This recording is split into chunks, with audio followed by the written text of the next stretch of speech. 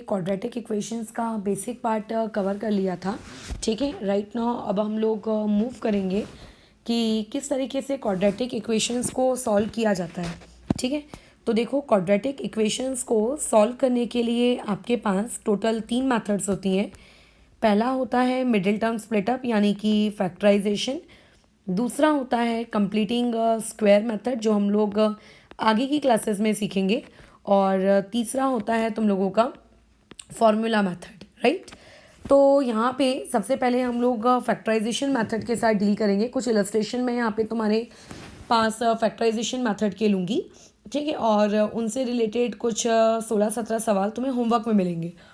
ठीक है, तो अभी देखो जरा इन क्वेश्चंस को कैसे अटेम्प्ट करना है। वैसे मिडिल टर्म स्प्लिटअप करना आता है, बट फिर भी जिन लोगों को नहीं आता हो या फिर एक तरीके से कह सकते हैं नया टॉपिक पढ़ने से पहले पुरानी चीज़ें रिकॉल कर लेते हैं, राइट। तो तुम्हारे पास लेट्स से क्वेश्चन कुछ अगर इस तरीके से रहा कि x² + 6x + 5, तो एक बात तुम हमेशा याद रखना, जब भी मिडिल टर्म स्प्लिटअप कर रहे हो ये जो स्क्वायर के सामने वाला टर्म होता है ना, इसे पहले चेक कर लेना। अगर 1 है तो कोई दिक्कत की बात नहीं है, लेकिन अगर 1 के जगह कोई दूसरा नंबर होता जैसे कि 8x² - 22x और -21 = 0, तो करना क्या पड़ता है, ये जो तुम्हारा कांस्टेंट पार्ट है और ये जो सामने का पार्ट है 8, इसे आपस में मल्टीप्लाई करना पड़ता है। ठीक है, और उस मल्टीप्लिकेशन का जो आंसर आता है उससे तुम फिर मिडिल टर्म स्प्लिटअप आगे करते हो। तो अगर आगे 1 है तो कोई टेंशन की नीड ही नहीं है। तो अभी यहाँ देखते हैं, जैसे 5 के बारे में अगर मुझे इसके 5 के 2 फैक्टर्स चाहिए तो 5 का वैसे भी एक ही में आता है, वो 5 × 1 = 5, बस ख़त्म। तो अभी अगर मैं 5 × 1 = 5 लूँगी तो क्या 5 और 1 को ऐड या फिर सब्ट्रैक्ट करके मुझे ये बीच वाला टर्म, ठीक है, मिल रहा है क्या? तो हाँ, जब हम 5 और 1 को ऐड कर रहे हैं तो हमें यहाँ से 6 मिल रहा है। तो ठीक है, 5 मेरा एक सही फैक्टर हो सकता है। तो इसे कैसे लिखते हैं, जो आपका फर्स्ट टर्म होता है वैसे ही रहने देते हो, जो आखिरी का टर्म होता है साइन के साथ वो भी वैसे ही रहने देते हो, बट ये जो बीच वाला टर्म होता है 6x, इसको पूरी तरीके से हटा देते हो और उसके बदले में ना ये 2 टर्म्स लिखते हैं। ठीक है, मैं हमेशा पहले बड़ा नंबर ही लिखती हूँ 5x और दूसरा टर्म आ जाएगा 1x करके। अब यहाँ पे 6 के आगे कौन सी साइन थी, प्लस, तो वो अपने बड़े वाले को दे देनी है। तो बड़े वाले को तो साइन मिल गई, बट छोटे वाले को तो कुछ मिला ही नहीं, तो छोटे वाले को फिर हम लोग क्या साइन देंगे।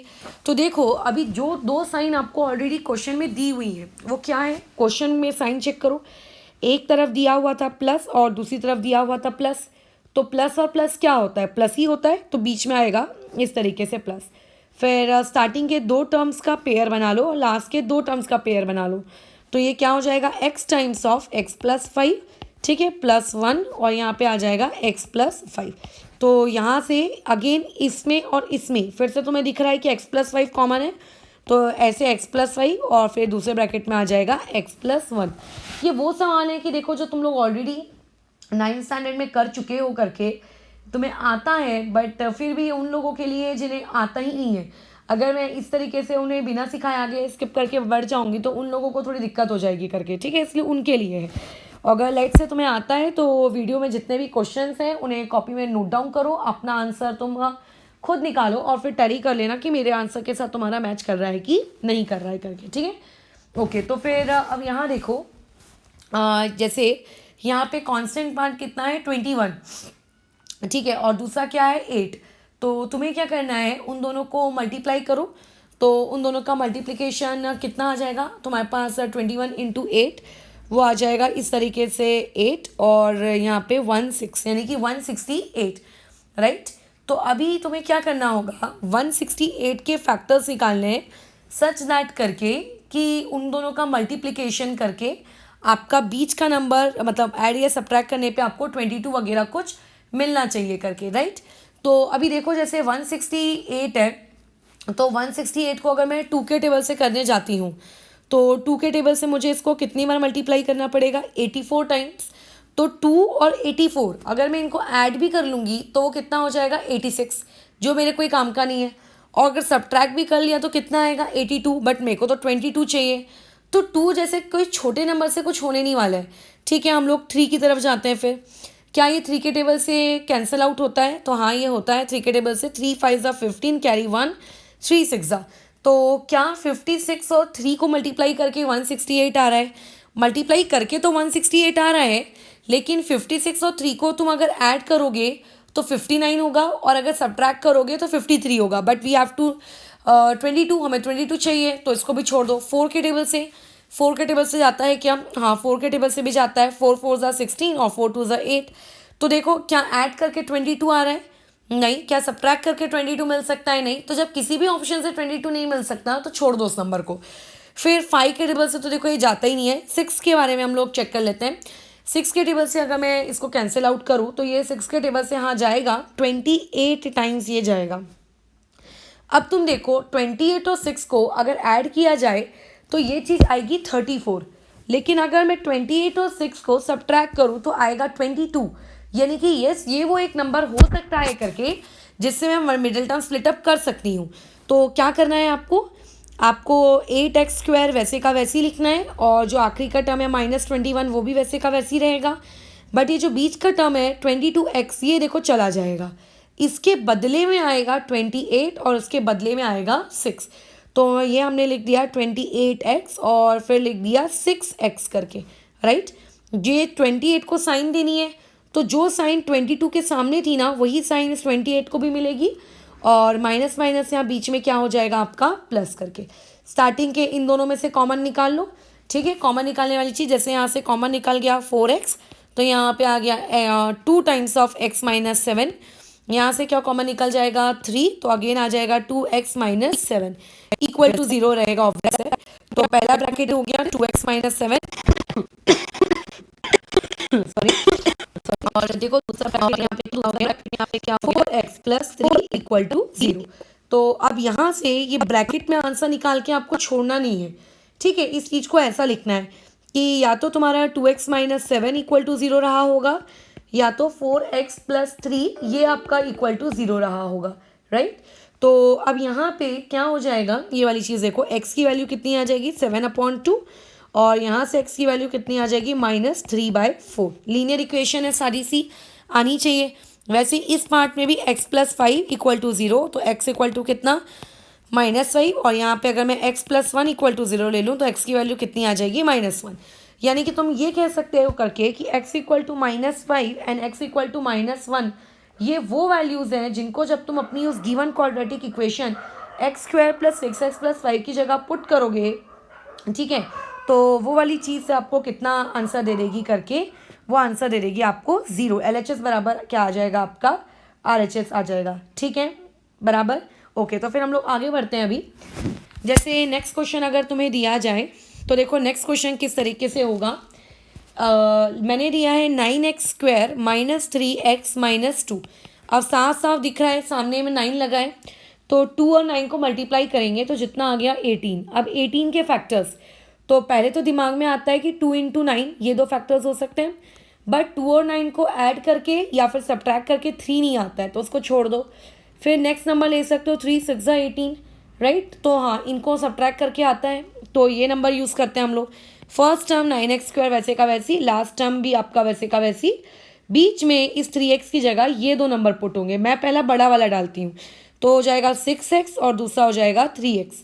6 को हम कौन सी साइन देंगे, जो यहाँ पे b के सामने है, यानी कि माइनस, और यहाँ बीच में कौन सी साइन देंगे, अपनी मर्जी से नहीं देंगे। माइनस माइनस क्या होता है, ये देखो, ये वाला माइनस और ये वाला माइनस क्या होता है प्लस, तो यहाँ बीच में प्लस। फिर इन दोनों टर्म में से तुम क्या कॉमन निकाल सकते हो, यहाँ से 3x कॉमन निकाल लो, तो ये आ जाएगा आपके पास 3 टाइम्स ऑफ x - 2, और यहाँ से +1 कॉमन निकाला, ये हो जाएगा 3x - 2 इक्वल टू 0। तो एक ब्रैकेट क्रिएट हो गया 3x - 2 इक्वल टू 0, और दूसरे ब्रैकेट में आ गया 3x + 1 इक्वल टू 0। तो यहाँ से अगर मैं x की वैल्यू कैलकुलेट करती हूँ दैट विल बी 2/3, और अगर मैं x की वैल्यू यहाँ से कैलकुलेट करती हूँ दैट विल बी -1/3। यानी कि इस पर्टिकुलर फैक्टराइजेशन के आपके दो रूट्स हैं, एक हो गया 2/3 और दूसरा हो गया -1/3 करके, ठीक है। अच्छा, अब देखो कई बार सवाल ना ऐसा भी आता है कि जैसे तुम्हें दिया गया है क्वेश्चन x² - 9 इक्वल टू 0। अब यहाँ पे a तो तुम्हें दिख रहा है, कांस्टेंट टर्म c भी दिख रही है, यहाँ पे कौन सा टर्म इन्होंने मिस कर दिया है, b वाला टर्म, राइट। बीच का टर्म bx, वो लीनियर वाला पार्ट गायब है। तो इसका ये मतलब नहीं है करके कि ये क्वाड्रेटिक नहीं है। क्वाड्रेटिक तो ये रहेगी एज, जैसे मैंने तुम्हें कल बताया था, क्वाड्रेटिक होने के लिए उसके पास जो चीज़ चाहिए वो क्या चाहिए कि उसके स्क्वायर के सामने वाला टर्म यानी कि ए वाला पार्ट वो आपका कभी भी क्या नहीं होना चाहिए, ज़ीरो नहीं होना चाहिए करके, राइट। अगर वो ज़ीरो हो गया तो फिर गड़बड़ है। बाकी अगर कुछ कांस्टेंट या फिर बी वाले पार्ट अगर ये सब ज़ीरो हो जाते हैं तो सब चलता है करके। तो क्या इसको हम लोग मिडिल टर्म स्प्लिट अप करेंगे क्या? नहीं, ये वाली चीज़ को हम लोग मिडिल टर्म स्प्लिट अप नहीं करेंगे, ठीक है। तो देखो इसे कैसे करेंगे कि जैसे एक्स स्क्वायर माइनस 9 है, तो तुम्हें ये बात तो पता है करके कि हमारे पास होता है ए स्क्वायर माइनस बी स्क्वायर की मतलब आइडेंटिटी, ठीक है। तो ए स्क्वायर माइनस बी स्क्वायर ये कितना हो जाएगा आपके पास, ए प्लस बी, और ये हो जाएगा ए माइनस बी। तो यहाँ पर ठीक है तुम इसको ऐसा लिख सकते हो, एक्स स्क्वायर मतलब एक्स का स्क्वायर, 9 को लिख सकते हो 3 का स्क्वायर। तो इस पर्टिकुलर क्वेश्चन में ठीक है तुम्हारा ए कितना है एक्स, और यहाँ पे तुम्हारा बी कितना है आपका 3, राइट। तो यहाँ पे अगर मैं आइडेंटिटी लगाऊं तो ये कितना हो जाएगा, ए प्लस बी यानी कि एक्स प्लस 3 और एक्स माइनस 3, ठीक है, और इक्वल टू 0। तो इसके अकॉर्डिंग अगर मैं ये चीज़ ऐसी करूँ कि x प्लस 3 इक्वल टू 0, या तो ये 0 हो सकता है, ठीक है, और x माइनस 3 या तो ये 0 हो सकता है। तो इसके अकॉर्डिंग एक रूट आ गया x इक्वल टू -3 और दूसरा रूट तुम्हारे पास आ गया x इक्वल टू 3 करके, ठीक है। तो जब तुम्हारे पास ऐसे बीच का कोई b वाला पार्ट अगर गायब हो तो तुम्हें कौन सी आइडेंटिटी यूज़ करनी है, आपके ए स्क्वायर माइनस बी स्क्वायर की करनी है, ठीक है, बराबर कर लोगे। अच्छा, और उसके अलावा अब जैसे देखो कई बार सवाल ऐसा आ जाता है कि यहाँ पे क्वेश्चन आ गया x square minus 35 equal to 0। तो अब ऐसे में 35 किसी का होल स्क्वायर तो होता नहीं है, मतलब किसी का परफेक्ट स्क्वायर रूट तो वो होता नहीं है। तो ऐसे केस में हम क्या करेंगे, जैसे कि 35 अगर किसी का परफेक्ट स्क्वायर नहीं होता और इवन दो इसका तुम प्राइम फैक्टराइजेशन करके भी इसका स्क्वायर रूट नहीं निकाल सकते, तो इस चीज़ को हम लिखेंगे अंडर रूट ऑफ 35 का होल स्क्वायर, ये ऐसे। तो यहाँ से दो रूट्स निकल के आ जाएंगे, पहला आ जाएगा x प्लस रूट 35 और दूसरा आ जाएगा x माइनस रूट 35, ठीक है। तो अगर मैं पहले ब्रैकेट को सॉल्व करूँ तो यहाँ से x की वैल्यू कितनी आ गई, माइनस रूट 35, और दूसरे x की वैल्यू कितनी आ जाएगी, आपका रूट 35, राइट, ठीक है। तो इस तरीके से आपके पास ये वाली चीज़ आ गई, राइट। अगर मान लेते क्वेश्चन ऐसा होता कल को कि एक्स स्क्वायर माइनस 18 होता, राइट। तो एक्स स्क्वायर माइनस 18 को ये वाली चीज़ हम लोग कैसे लिखते हैं, 18 को पगले के समान अंडर रूट ऑफ 18 नहीं लिख देते, ठीक है। इस चीज़ को हम लोग कैसे करते हैं, ये आपका 18 है तो यहाँ पे 2, यहाँ पे 9, तो इस वाले चीज़ को पहले आप क्या कर लो, ऐसे प्राइम फैक्टराइज, ठीक है। ये सीखा है 9th स्टैंडर्ड में हम लोगों ने, बराबर। तो ये वाला चीज़ कितना हो जाएगा, 2 3 है तो ये हो जाएगा उसके बदले में एक 3, और जिसका पेयर नहीं बन पाया वो 2, यानी कि 18 किस चीज़ का होगा, 3√2 का, ठीक है, ये वाला पार्ट। तो अगर मैं इसमें a plus b a minus b की आइडेंटिटी लगाऊं तो हो जाएगा x प्लस 3√2 और दूसरा हो जाएगा x माइनस 3√2 करके। तो पहले वाले ब्रैकेट से x की वैल्यू कितनी आएगी, -3√2, ठीक है, और दूसरे वाले ब्रैकेट से आएगी x इक्वल टू 3√2 करके, डन। तो जब भी तुम लोगों के पास कोई बीच वाला पार्ट मिसिंग हो तो उसको इस तरीके से सॉल्व करोगे। अच्छा, और उसके बाद नेक्स्ट वाले क्वेश्चन में जैसे हम लोग आते हैं, कल के मान लेते तुम्हें ऐसा कुछ दे दिया जाए एक्स स्क्वायर प्लस 16x, देखो तो अब यहाँ पे तुम्हारे पास कांस्टेंट वाला पार्ट मिसिंग नहीं है, राइट, एंड ना ही यहाँ पे तुम ए स्क्वायर, ठीक है, माइनस बी स्क्वायर की आइडेंटिटी लगा सकते हो, बिकॉज क्योंकि यहाँ पे आपको कोई माइनस बीच में तो है नहीं, राइट। तो ऐसे सवालों को देखो कैसे करते हैं, इन दोनों टर्म्स में से, ठीक है, आप x क्या कर लो, कॉमन निकालो। तो x को जब तुम कॉमन निकाल लोगे तो तुम्हारे पास ब्रैकेट में क्या बचेगा, x प्लस 16 और ये इक्वल टू 0, ठीक है ना। तो ऐसे में अब हम लोग क्या करते हैं, जब हमारे पास दो ब्रैकेट्स होते हैं तो हमें एक ब्रैकेट तो यहाँ दिख रहा है, दूसरा ब्रैकेट हमको दिख नहीं रहा, तो दूसरा ब्रैकेट कुछ कोई और नहीं बल्कि x ही है, ठीक है। तो इसको हम लोग कैसे लिखेंगे, या तो तुम्हारा x इक्वल टू 0 रहा होगा या फिर आपका x प्लस 16 इक्वल टू 0 रहा होगा, राइट। तो देयरफॉर यहाँ से x की वैल्यू 0 आ गई है और दूसरी x की वैल्यू कितनी आ गई है, ठीक है, -16 डन। तो जब तुम्हारे पास ऐसा कोई सी वाला पार्ट, ठीक है, गायब हो, तब ऐसे केस में आप लोगों के पास क्या करना रहता है, कॉमन निकाल के उस चीज़ को सॉल्व करना रहता है। डन। तो ये तुम्हारे कुछ छोटे छोटे इलस्ट्रेशन थे जिसको तुम कर सकते हो करके। मैं ज़्यादा इलस्ट्रेशन इस पर लूँगी नहीं क्योंकि ये पार्ट ऑलरेडी 9th पे सिखाया हुआ पार्ट है। ठीक है, प्रैक्टिस तुम्हें अपनी तरफ से थोड़ी ज़्यादा करनी पड़ेगी जिन लोगों को चीज़ें नहीं बनती हैं या फिर जिनको थोड़ा बहुत हाथ कच्चा है। अब जैसे एक क्वेश्चन और ले लेती हूँ मैं इसमें यहाँ पर, जैसे रूट वाला सवाल ले लेते हैं। आपके पास है x² प्लस 2√2x और -6 = 0। ये क्वेश्चन मैंने तुमको दिया। अब इस क्वेश्चन में तुम ध्यान दो कि रूट आ गया है, तो रूट आने का ये मतलब नहीं होता है करके कि अपन उसको स्किप कर देंगे। पहले तो एक बात का ख्याल रखना कि जैसे √2 × √2 तुम्हें बोला जाए तो वो कुछ और नहीं बल्कि 2 होता है। ठीक है, तुम्हें अगर √3 × √3 करने को कहा जाए तो वो कुछ और नहीं, वो आपका 3 होता है। अब वैसे ही यहाँ पे आपको चाहिए है 6, मल्टीप्लिकेशन करके कितना चाहिए है 6। तो 6 तुम्हें कैसे मिलेगा, या तो 6 × 6 मिलेगा। ठीक है, 6 के फैक्टर्स के ऊपर अगर हम बात करें 6 × 1 ऐसे करके तुम्हें 6 मिल सकता है, और या फिर दूसरा तरीका है 3 × 2, इसको करके 6 मिल सकता है। तो तुम खुद देखो कि बीच वाला टर्म को 2 वाले फेवर में जा रहा है, तो ऑब्वियस है कि इस टाइप का कुछ फैक्टर ले लेना चाहिए हम लोगों को।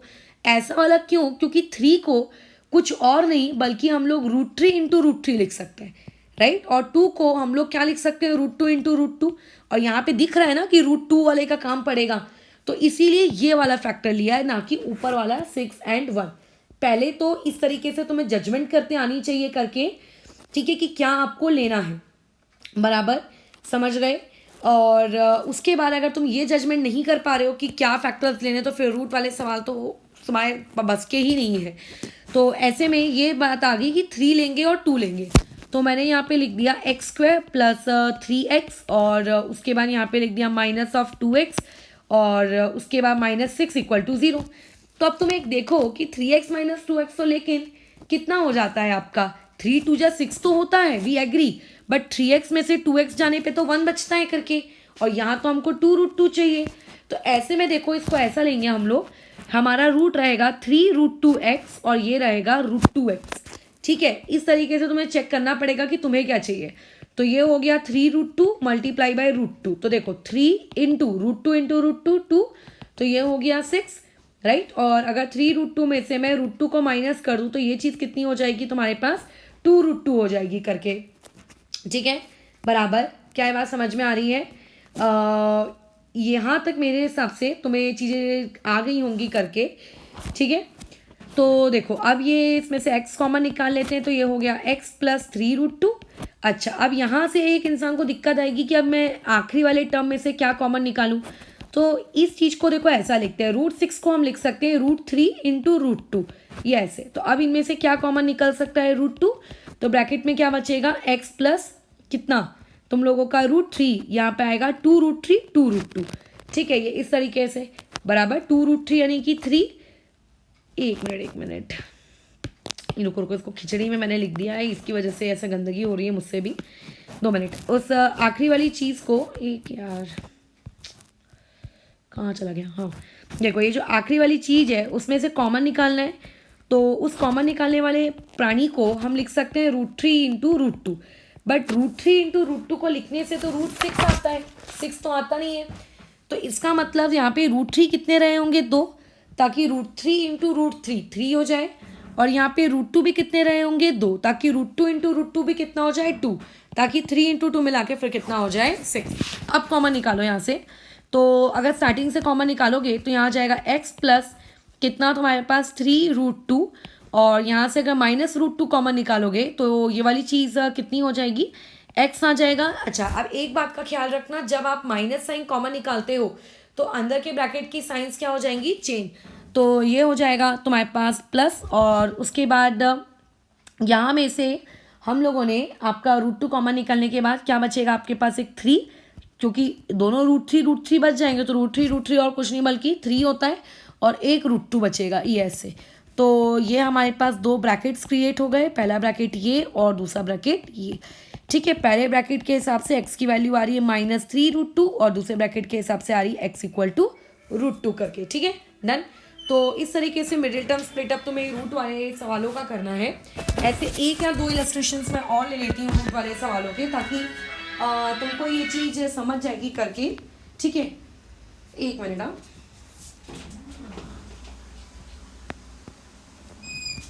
ठीक है, चलो आगे कंटिन्यू करते हैं। तो नेक्स्ट इलस्ट्रेशन देखो। नेक्स्ट इलस्ट्रेशन में हम ये वाला काम करते हैं कि एक्स स्क्वायर के सामने वाला जो कोएफिशिएंट है उसको ज़ीरो नहीं लेते, यानी कि कर देते हैं √3। ठीक है, और एक्स स्क्वायर और प्लस में आ जाएगा यहाँ पे 10x और प्लस यहाँ पे आ गया आपके पास 7√3 = 0। ठीक है, तो अब देखो सामने वाला जो टर्म है वो तुम्हारे पास इस बार 1 नहीं है, तो तुम्हें क्या करना पड़ेगा, उसको ऐड करना पड़ेगा। राइट, तो ऐड कर लो यहाँ पर। तो जैसे ही तुम ऐड करोगे, मतलब मल्टीप्लाई करोगे, ये चीज़ कितनी हो जाएगी, 7√3 × √3, यानी कि 7 × 3, तो ये हो गया 21। तो तुम्हें 21 के फैक्टर्स चाहिए सच दैट कि ये 10 आना चाहिए। ठीक है, तो बहुत ही सिंपल पार्ट है। 3 × 7, डायरेक्टली 3 और 7 को ऐड करने पे 10 आ जाता है। तो ये तुम्हारा √3x² वैसे का वैसी, यहाँ पे हम लोग लिख देंगे 7x प्लस यहाँ पे लिख देंगे 3x प्लस यहाँ पे लिख देंगे 7√3। अब बस कॉमन निकालने की प्रोसीजर स्टार्ट करो। तो इसमें से कुछ भी कॉमन नहीं निकाला जा सकता कि 3 और 7 कैसे कॉमन निकलेगा। अगर तुम 7 को ऐसा भी लिख दोगे ना, दो बार √7 × √7, तो भी कहाँ कुछ कॉमन निकलेगा। तो यहाँ से सिर्फ x कॉमन निकल सकता है, तो √3x प्लस यहाँ पे 7 प्लस यहाँ से अब क्या कॉमन निकलेगा। तो देखो, अब जैसे यहाँ 3 है, 3 को मैं क्या लिख सकती हूँ, √3 × √3, और उसके बाद यहाँ पीछे में x लगा दिया मैंने, और उसके बाद यहाँ बाजू में आपका 7√3 = 0। फिर √3 को मैंने कॉमन निकाल लिया। ठीक है, तो अब देखो वहाँ से अगर तुम √3 कॉमन निकालोगे तो तुम्हारे पास क्या बचेगा, बचेगा √3x, और बाजू वाले के पास क्या बचेगा, 7 = 0। तो पहला ब्रैकेट क्रिएट हुआ √3x + 7, और दूसरा ब्रैकेट क्रिएट हुआ x + √3 = 0। तो पहले वाले ब्रैकेट को अगर मैं सॉल्व करूँ तो वहाँ से x की वैल्यू आएगी -7/√3, और दूसरे वाले ब्रैकेट को सॉल्व करूँ तो x की वैल्यू आएगी -√3। अच्छा, अब इसमें एक बात याद रखना, इस तरीके से आंसर को मत छोड़ देना, इसको रैशनलाइज कर दो। रैशनलाइज करने के बाद ये आंसर आएगा। रैशनलाइजेशन अपन लोग 9th स्टैंडर्ड में सीखते हैं करके। ठीक है, तो ये वाला काम हमारा डन हो गया बराबर। तो इस तरीके के आसान आसान से सवाल रहेंगे रूट्स वगैरह में। ठीक है, और मान लेते कभी कोई सवाल तुम्हारे पास इस तरीके का आ गया कि x + 3 अपॉन में x - 2 -1 - x अपॉन x = 17/4, तो उससे पैनिक मत मारना, इस पूरी वाली चीज़ को सॉल्व करो। तो कैसे सॉल्व करेंगे, पहले तो ये वाला x इस x + 3 से मल्टीप्लाई होगा, तो x, और यहाँ आ जाएगा x + 3, फिर बीच में माइनस का साइन, ये वाला x - 2 मल्टीप्लाई होगा इस 1 - x के साथ, ये ऐसे। राइट, अपॉन में क्या आ जाएगा, x × x - 2 = कितना आएगा, 17/4। तो पहले ऊपर मैं मल्टीप्लाई कर लेती हूँ, तो मल्टीप्लाई करने पे ये कितना आया, x² + 3x, यहाँ माइनस साइन रहने देते हैं, पहले मल्टीप्लाई कर लेते हैं, और जहाँ माइनस साइन आ गया यूज़ ब्रैकेट। ठीक है, तो जैसे ही तुम यहाँ पे ब्रैकेट यूज़ करोगे, ठीक है, ये वाली चीज़ हो जाएगी आपके पास x²। ठीक है, और उसने लिक्विड x आ जाएगा, फिर यहाँ पे आ जाएगा माइनस में x² माइनस में 2 और प्लस 2x। ठीक है, अपॉन में हो जाएगा x² - 2x = 17/4। राइट, तो अभी अगर मैं माइनस साइन से ओपन करूँगी तो तुम्हें पता है माइनस साइन चेंज कर देता है पूरा ब्रैकेट। तो ये हो जाएगा -x, वो हो जाएगा +x², ये हो जाएगा +2, ये हो जाएगा -2x, और अपॉन में x² - 2x = 17/4। ठीक है, तो इस तरीके से हम लोगों के पास ये चीज़ें आ गई। अब देखो जो ऐड होता है उन्हें ऐड कर लो, x² और x², ये हो गया 2 times of x² plus 3x - 2x हो गया +x, और -x था तो ये -x, और ये +2, ये कट के पूरा 0 हो गया। ठीक है, नीचे में x² - 2x = 17/4, फिर ये 4 इधर से मल्टीप्लाई करवा लेते हैं, तो ये हो जाएगा 8x² और ये हो जाएगा 8। 17 से इसको मैं मल्टीप्लाई कर देती हूँ, तो ये हो गया 17x² - 34x। फिर एक इक्वेशन फ्रेम कर लेते हैं, तो देखो यहाँ से इक्वेशन क्या बन के आगे तुम लोगों के पास, ये 17x² माइनस में 8x² -34x वैसे ही रहने दिया, और +8 वहाँ जाके -8।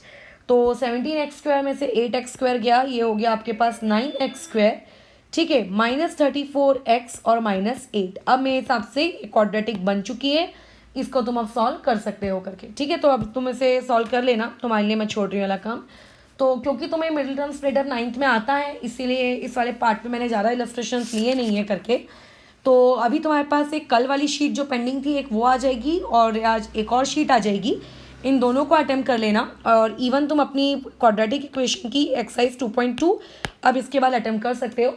और अगर क्वेश्चन में ऐसा मेंशन नहीं है कि कौन सी मेथड अप्लाई करनी है तीनों मेथड में से, तो तुम कोई भी मेथड यूज़ कर सकते हो, ठीक है। फैक्टराइजेशन, कंप्लीटिंग स्क्वायर, जो तुम्हें ठीक लगता है वो कर लेना।